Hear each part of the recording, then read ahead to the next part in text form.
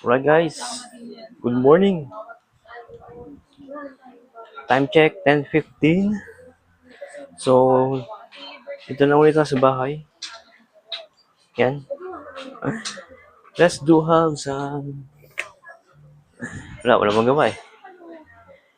Side stepper exercise. Side stepper. Stepper lang. Stepper exercise. Yung ito.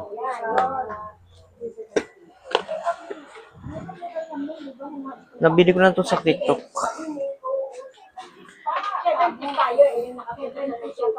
Yan lang. Hindi na kita eh. Yan. Yan, ganyan lang.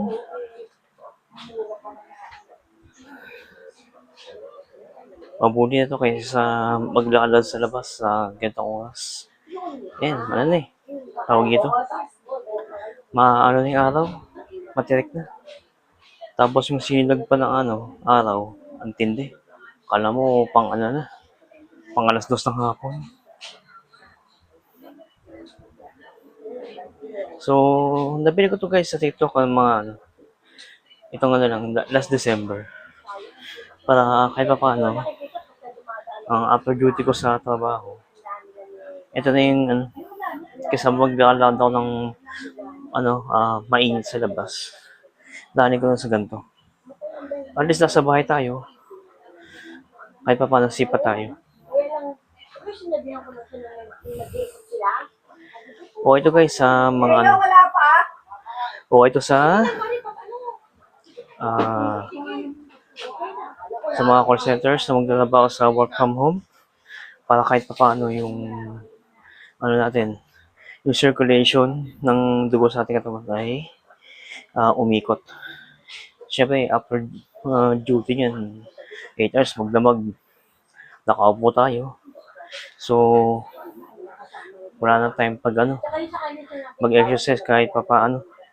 Naka-duty tayo eh. Tapos, ngayon, yung sa trabaho ko, parang dual task eh. Isang operation help desk, tapos yung isa administrative task. Okay naman, so far so good. Okay naman trabaho natin. Nagpapasalamat ako kahit pa paano nalipat ako sa department na to. Okay, last year ako nalipat dito, mga March 3. And then, ngayon, nakakaisang taon na tayo sa department natin. 1 month ongoing. 1 year ongoing since March 3. Bali, ang total po ng years of experience ko sa trabaho ay 8 years. Nagsimula ako sa IQB mga November 20, 2017. Which is thankful ako kahit pa paano tatanggap ako sa call center for the 5th time in 2017. Check nyo lang guys sa mga recent vlog ko kung anong ang dahilan na vlog ko na po yung mga several times na. So yun, thankful ako kasi nandito na ako sa trabaho ko na aking inasam. Bagamat may mga challenges tayo sa outside work reality. Yan, kapatid ko yan. So,